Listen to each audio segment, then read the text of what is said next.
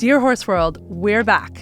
Season 2 of Dear Horse World officially drops December 2nd, and we are coming in hot with some of the most iconic voices in the industry. This season, you'll hear from legends like Will Coleman, Lindy Birch, Rodrigo Pessoa, Laura Kraut, and the unforgettable Boots O'Neill. Horsemen and horsewomen whose stories and wisdom will change the way you see the sport, horses, and horsemanship forever. And before we launch, we have something huge.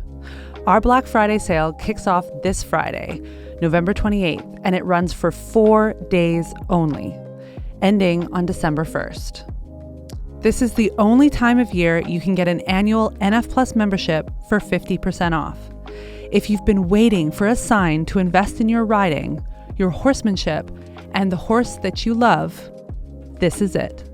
Make sure you're following Noelle Floyd on socials and go to noellefloyd.com when the sale goes live to claim your discount and lock in your best year of riding ever. Dear Horse World, it's Karen Rolf.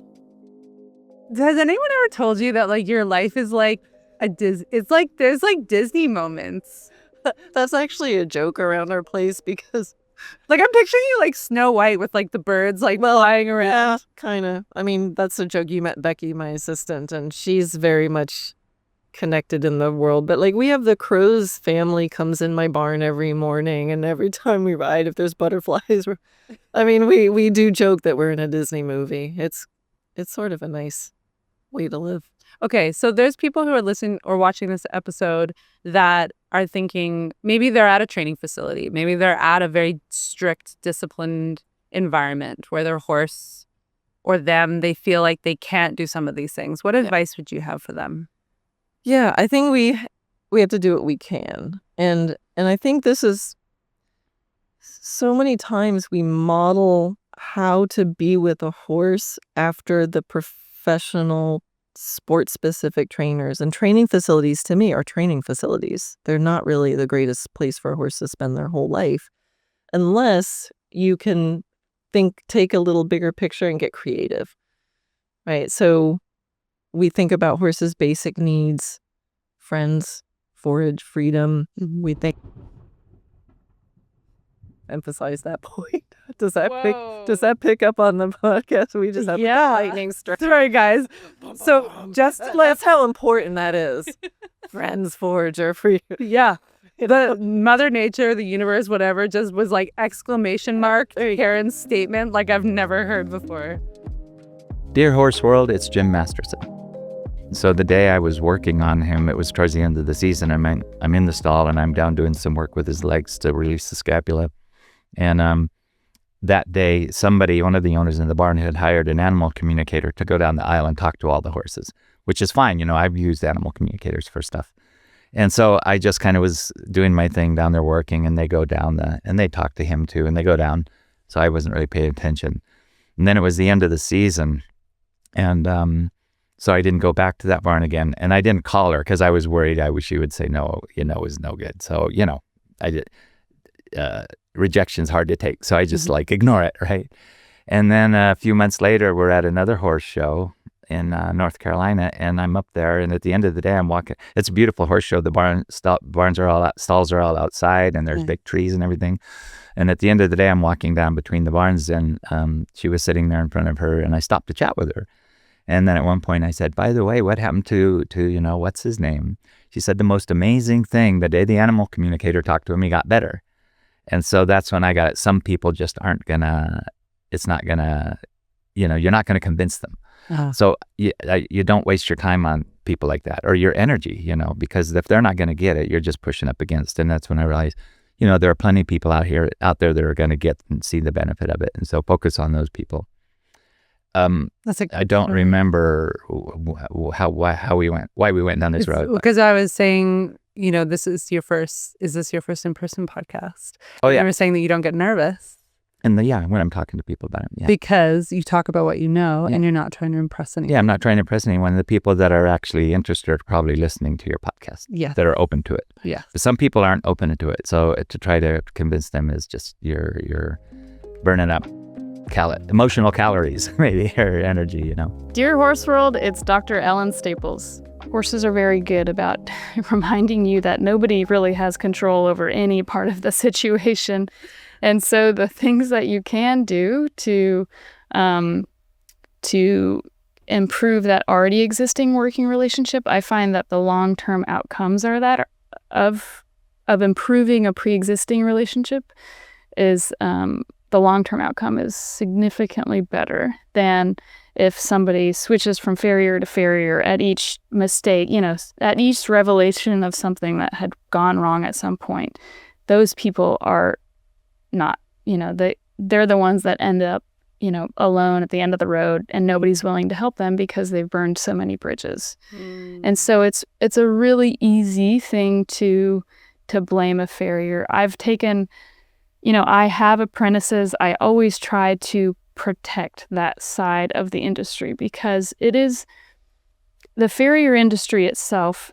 There are wonderful organizations. So the American Farrier Association, it's this country's largest organized body of tradespeople, and they do a wonderful job of continuing education, certification, trying to uphold, lobbying, that sort of thing, to uphold the trade itself. But yet, there still isn't any sort of government intervention to control the quality of this trade.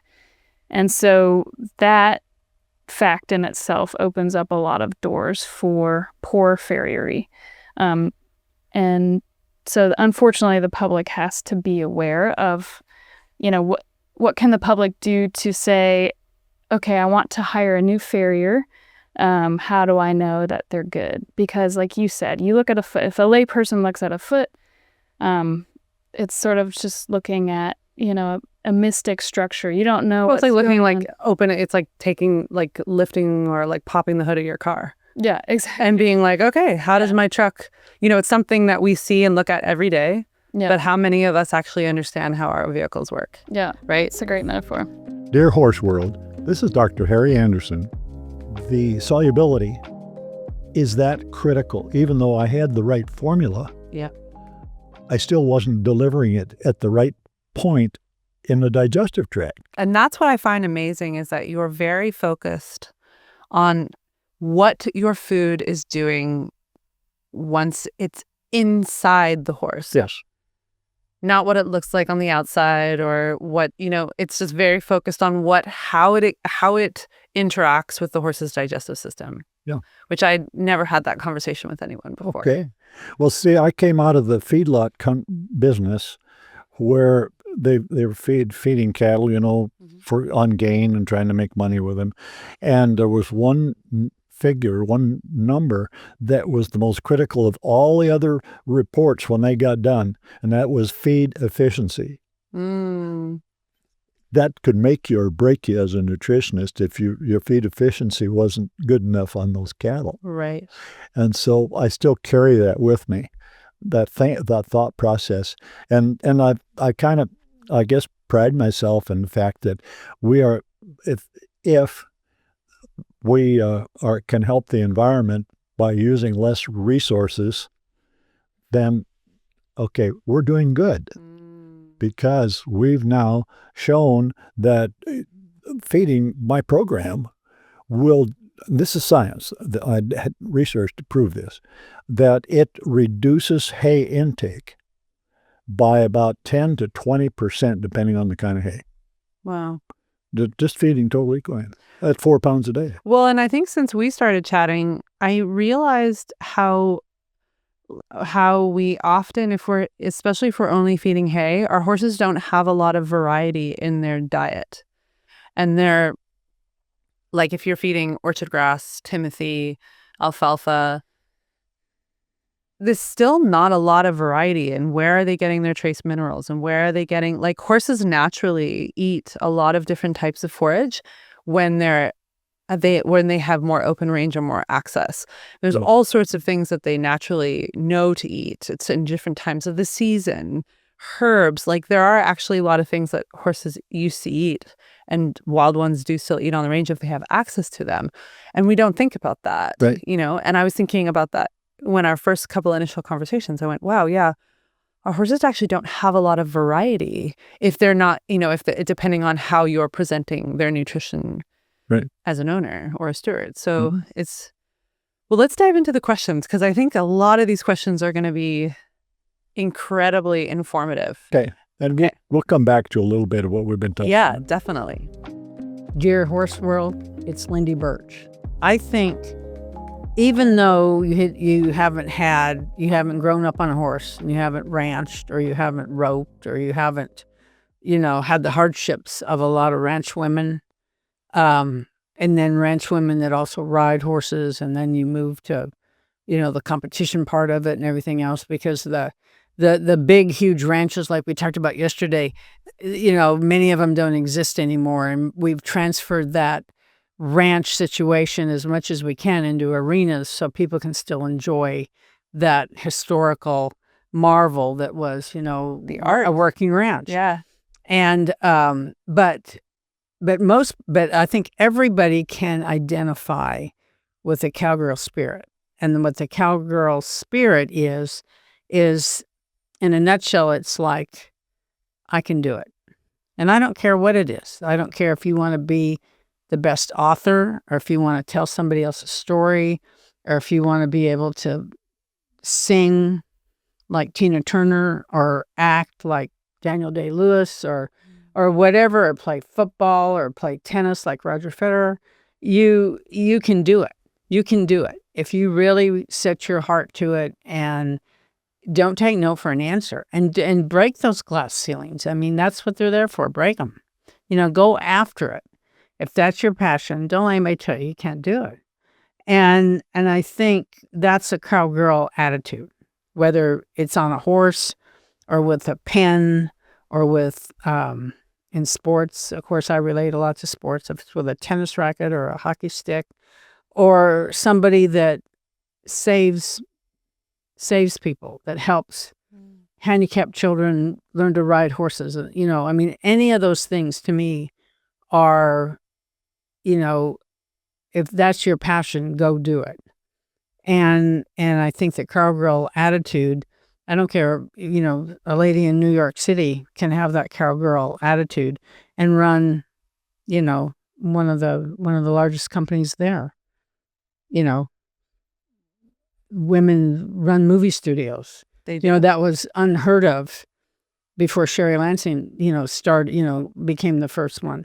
So women, and it is great being a woman now. I think it wasn't so great 30, 40 years ago, but it's really great to be a woman now, because I think we have garnered respect from a lot of people, because you work hard, and you're seen as a person that does their job well, or is very, very, very intelligent, or just very skillful, and you're a woman second. And that's what I always strive to be, is that I was a great cutting horse trainer, not a great woman cutting horse trainer. I wanted to be a great cutting horse trainer.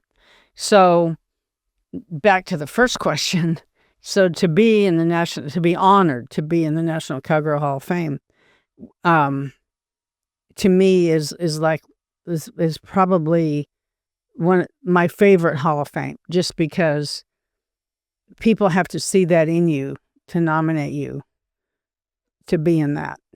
Not, the NCHA Riders Hall of Fame and the Members Hall of Fame. All the other Hall of Fames I'm in are fabulous. I love it. And, but the Cowgirl Hall of Fame to me is more that it was your lifestyle, your chosen lifestyle that you went after as a woman. Dear Horse World, it's Craig Cameron. I think we sometimes forget why we compete, because it's supposed to be fun. Yeah. But I can tell you a million times, Craig, I've been in competition and I am a bundle of nerves, and I'm sitting there going, I just want this to be done. I'm just waiting to be able to finish this day because it's just really stressful. What advice do you have for people? Because I feel like you have a lot of perspective on that. Well, I think it's important as a competitor that you learn to think positive.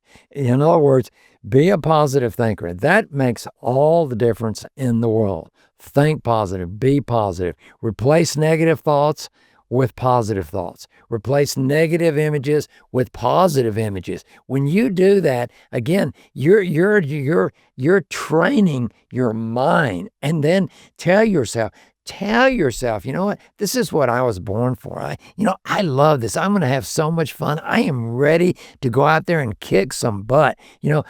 So don't think negative, think positive, and believe in yourself, believe in your horse. Every time that nervousness, replace that with something positive. See yourself winning. See yourself having a great run.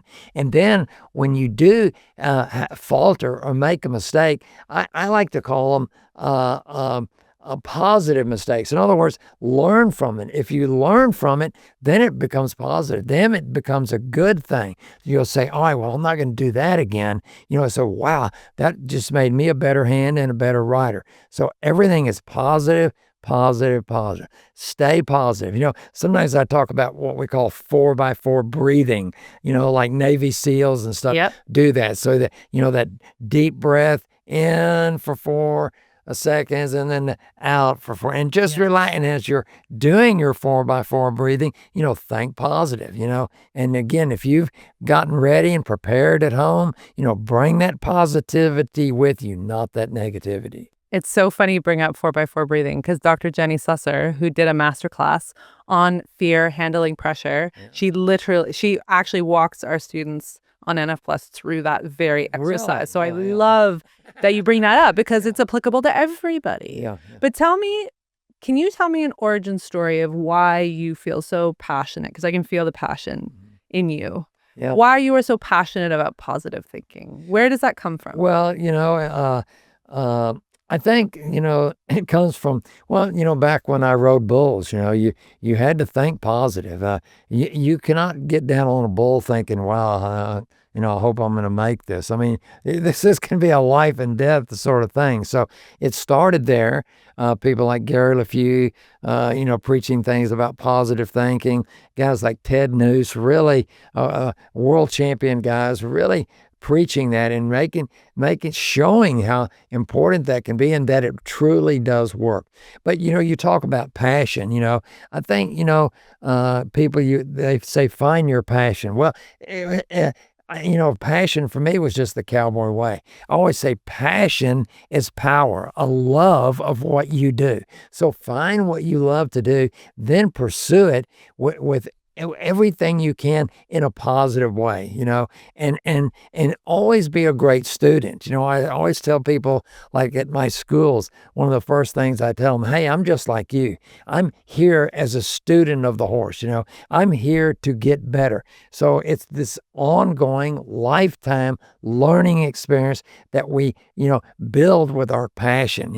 We say be compassionate, but that word passion is in there. And I think that comes from your heart, more from it's not so much a method as it is a state of being, more to do with your heart than it does your hands, a feeling that you carry with you. So to remember these things and start applying them, then that's how you're going to get better.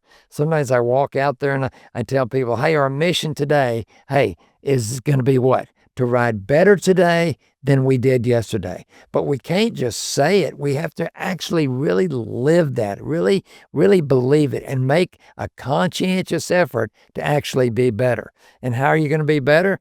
I don't work so much on my horse as I work on me. Feel, timing, rhythm, tempo, balance, patience, consistency, understanding. I'm working continually to be better, and because like I know, when we get good, the horse gets good. Totally.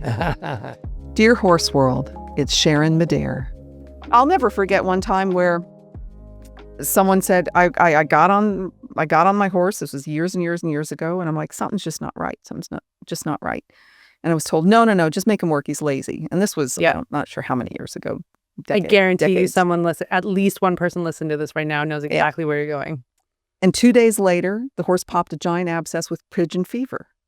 The horse was sick. The horse was sick. And I participated in making him work. Why?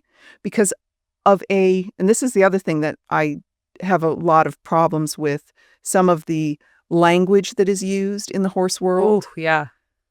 Euphemisms, anthropomorphisms that are not accurate, is that we can assign character deficits to an animal that is not the world the animal lives in. Mm-hmm. This was not a lazy horse who didn't want to work. This was a sick horse who didn't have the words to say, hey, I feel like shit. What he had was his body to not want to move. I watched an interview with an animal behaviorist, and the interviewer asked if there was one thing that you could do for the horse world, like what would you? No, it was an animal behaviorist. What if there's one thing you could do for the world? What would it be? And she said, to cure humans of the idea that an animal is naughty. Yes, that is so. That would be Period. so good. Exclamation mark. So good. Mark. Right? It was this. If I could cure the world of if I could cure human thought of the idea that an animal can be naughty. Right. She said they are only doing what they have been taught or what they feel they need to do in that moment to communicate a need. Absolutely. The idea of an animal of a horse being disrespectful. I mean, that, oh gosh, we'll go down the whole Talk about path. a loaded word. Oh, yeah. Right? Yeah. Yeah. Because that's a human construct. It means something totally different when you're talking about a child and a parent, when you're talking about two coworkers, when you're talking about a teacher and a student, when you're talking about a politician and his constituency. I mean, respect is a human construct. Yeah. It has nothing to do with the animal-human relationship. It's irrelevant. But let me just say though, the word respect, the thing is, there's so much nuance and there's so much shaded or alternate meanings, right? So I respect a fire ant pile. I see one of those things, damn, I respect that. I'm staying away, right? Certain parts of my fencing has a hot wire on it. My horses respect that. They've experienced it once. They're like, I don't need to do that anymore. They're not terrified of it. When they get close to it, they're not saying, hey, look at me. I can get in your space. No, they're just like, that's my boundary. Yeah. So I think sometimes boundaries are a better word than respect, because disrespect implies a moral failure. That's what we say in humans. Yeah. Right? And if we apply that word to horses, whether we intend to or not, we're saying there's something morally wrong with them. And therefore, that seems to empower us as humans to inflict correction. Our moral correction of that moment. Yeah. Well, and I was thinking as you're speaking, there are two things that you said that really brought up something big in me, which is, so when we use words like disrespect, I think as emotional creatures, and I love this difference that, people say we humans think that we are thinking creatures that sometimes feel, but we are in fact feeling creatures that sometimes think. I think that's great. Love it. Dear Horse World, it's Boots O'Neill. Now, you've ridden a lot of horses in your time. Yes, A ma'am. lot of horses. What, in your opinion, makes a great ranch horse? Well, first of all, I like a horse, say that 14, 2 or 3 hands tall, because he's a little easier to get on. Used to, I'd have said 15, 2, and the height on him. And then you like a horse that's good travel and got a good trot travel, because you're going to be on him all day, and a rough trotting horse tires you a lot worse, a lot quicker, and hurts you a lot harder riding him. And then just a horse that you can handle good, you've got control of him by the mouth, and I like a horse that'll just a good ranch cow horse that'll pay attention to a cow, and he don't have to be on a cow outfit working out like this. You don't ride horses every day that'd be like an arena cutter or something, but most of these horses, you can rope on them or cut on them or pull a cow out of a bog by the saddle horn and stuff like that, and just a good solid horse, and we've got lots of good horses here that are just ranch horses, but they're not. So a lot of them that live their life out here, and we usually cut them for the sale at 15 and quit using them in the remuda, as we call it. But they'll it's been all their life here on the ranch, and they've been roped on, cut on, and trod and prowled and everything, but they're never been in an arena or been to town or anything, they're just horses to ride. Company horses, we call them. They most outfits, big ranches, they don't allow you to have a horse. You can't own a horse of your own and work for any of these big ranches right here, like Pitchforks and Wagner's and Tongue River, all three got remudas and cattle, but you can't own your own. They want you to ride their horses, and they won't allow you to have a personal horse. Now, ranch horses are different to the horses that we ride in arenas or ride in competition, right? Oh, yeah. For the very reason of what you just explained. Yeah. They don't spend their time in arenas. And if you go somewhere and go to work and they give you a list with 6 or 8, they give 6 or 8 horses now because they grain them some. But why? They may be a horse in there that'll buck, or it's a little hard to saddle or hard to get on, and that's your responsibility. If you can't do it, you got to go back to town. And I've seen this happen. I've seen a man come up to the boss and tell him that I really like to work here and like you in the work, but I can't ride that bay horse in my string. And I know every time you catch horses, you're looking at me when I call for one of them others. And that boss just told him, he's in that mountain. You're going to have to ride him if you stay here. And it's this particular incident that I'm thinking, that guy left the next morning. Really? Because, and now they've got a little more lenient about that.